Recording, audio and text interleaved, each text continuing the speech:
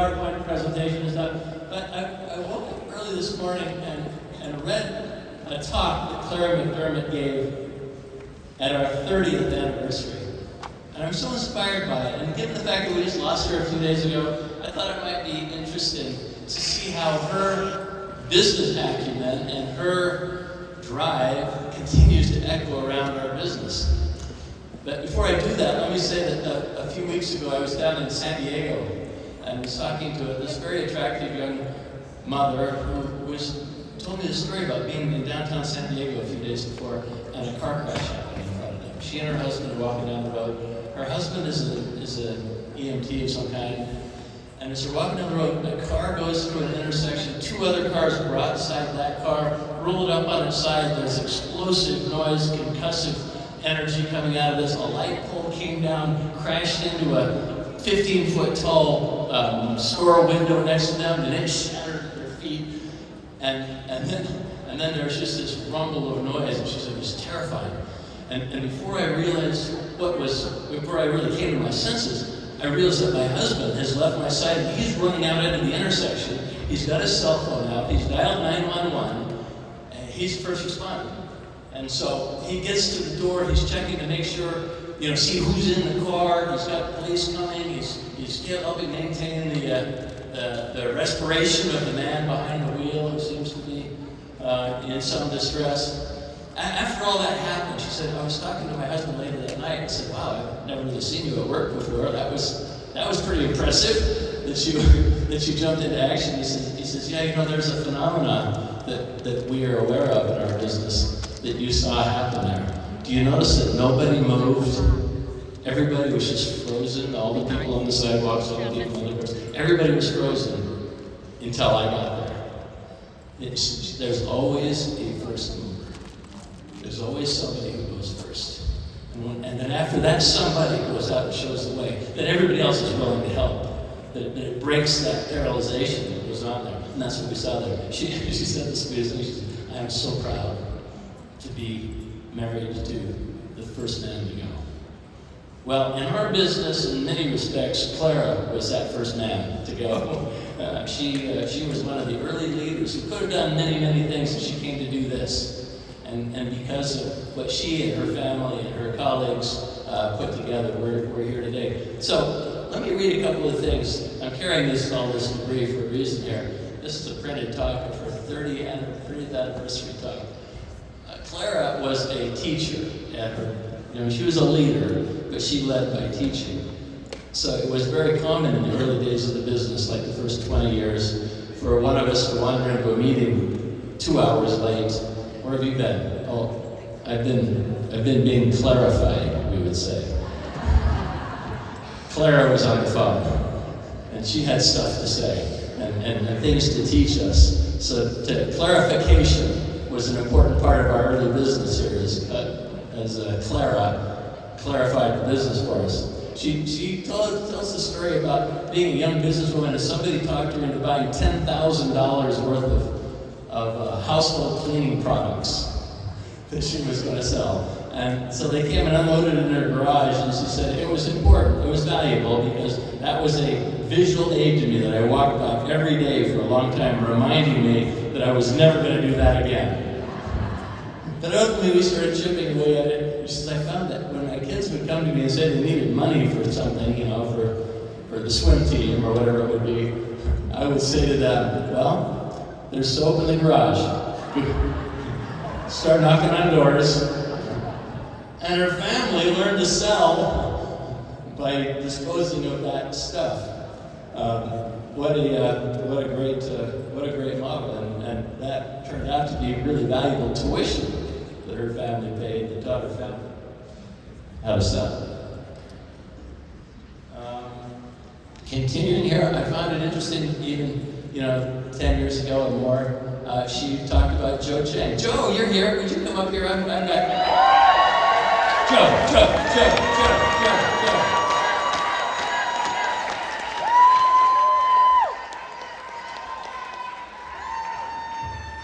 Yesterday was Joe's birthday. We should sing to him. We don't have to sing to him, but let's just say, happy birthday, Joe. Ready? 1, 2, 3. Happy birthday, Joe! Would you hold my mic up again? I love you so much. I think of you so much. I'm so proud of you making it to this age, yet in your sorted lifestyle. I decided I wanted to give you a copy of my favorite book. Okay. It's called The Aging Men. By Joe Cheng, PhD. And I've signed it for you. So you'll have a legacy for your children. Oh, thank you. You're very welcome. Ladies and gentlemen, Joe Cheng.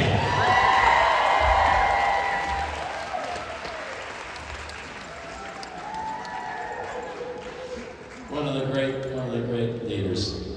This is what she said. She said, Blake has always been clear that at the foundation of Nu Skin must be products of the highest integrity. He's kept them pure and simple and honest. Everyone was trying to sell Joe Cheng whatever they had. Look at this. Boy, we're going to sell this miracle product. And boy, it'll really go over as hot stuff. This is clarified. But Joe never allowed or brought a product to market that was anything like pie in the sky, that didn't have pure science behind it. And we thank Joe Cheng for that.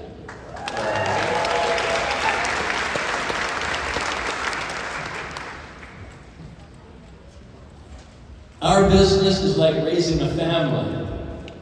As you well know, I use that term all the time. The goal is to get them, the family, out of the house and on their own, independent, raising their own family.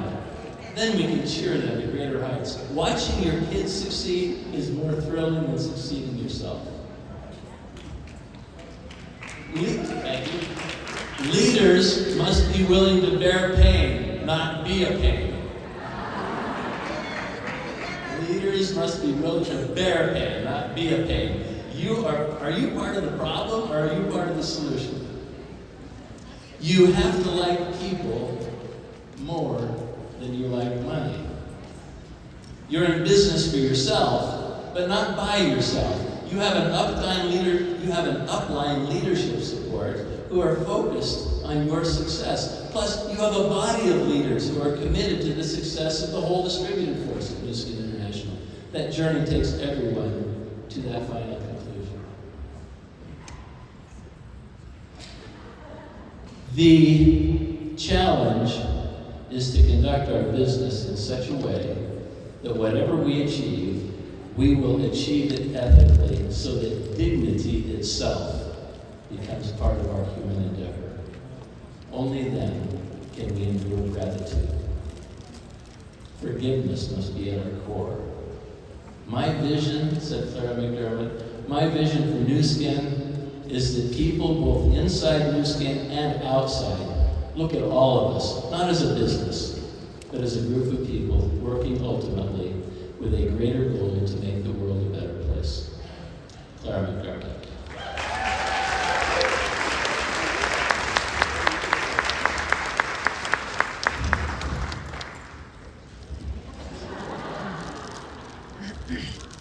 I give it off.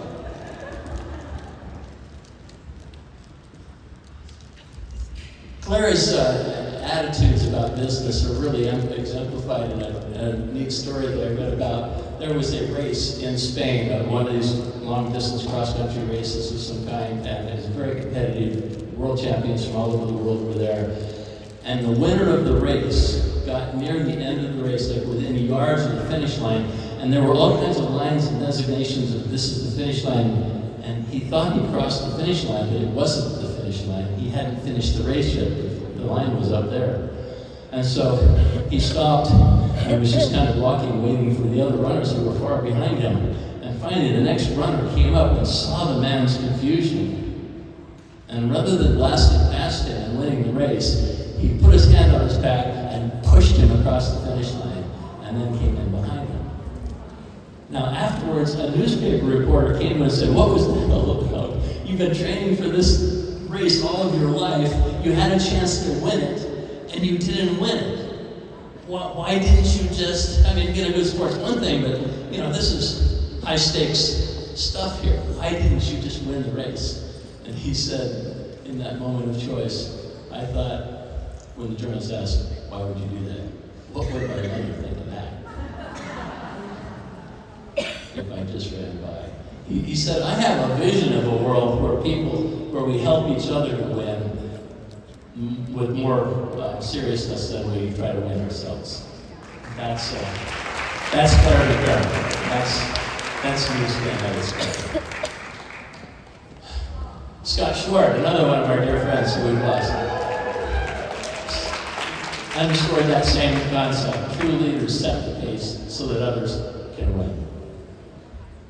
Zig Ziglar, who's famous in our industry too, made this point that has really been kind of part of our DNA. That if you want to make your dreams come true, make other people's dreams come true. If you want to succeed, help other people to succeed, then you will have higher success than you could have otherwise. That is the New Skin way. Part of leadership, part of our success DNA here is a culture of giving. Now, I don't understand the metaphysics of this exactly. I think I understand the theology of it, but the universe is simply wired such that when we are giving to other people, we've gained more success ourselves. You can give your way right into prosperity. Arthur C. Brooks, a Harvard professor, former head of the American Enterprise Institute, said when people donate to charity, they go on to achieve greater wealth themselves. This isn't just a correlation, it's a direct causation. It was directly caused by the charitable gift. This is something that New Skin as a culture has understood for a long time. One of the first things Blake said to me when we were starting the company was that we're going to make sure that we're making a difference in the world, that part of our professional efforts go towards something beyond just making money, but making people better, making the world a better place. And that's what you do, and that's why I'm so proud of you.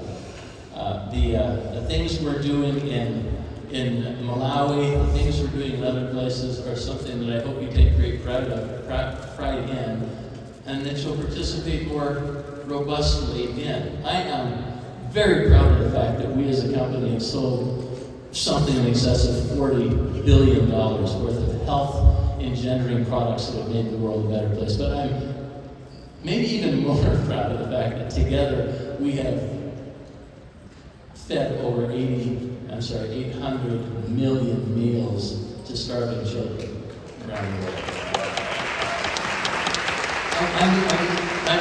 And while doing that, we have saved tens of thousands of lives through life-sustaining heart surgeries in Asia.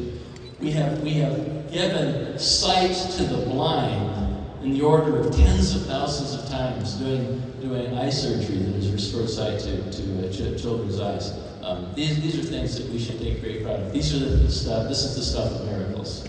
What you do is the stuff of miracles. You're transforming lives, you're saving lives, and you're bringing capacity to lives in ways that very few people, very few companies can do. Now let me just finally say, this management team is amazing. That talk that Ryan just gave, was a very succinct and I thought beautiful encapsulation of a strategy that's been built by this whole team, the whole management team over the course of the last months and years and decades, really. But if there was a Nobel Prize for business, that narrative will probably deserve one someday. We don't deserve it today. We've got to go make it real. But the notion of us being able to go out and demonstrate the improvement in life and health that comes through these products that we're selling, and then use the prosperity that comes from that to make the world a better place, would make Clara proud. It makes me proud, and I hope it makes you proud too. I love you all. Thank you for all that you do.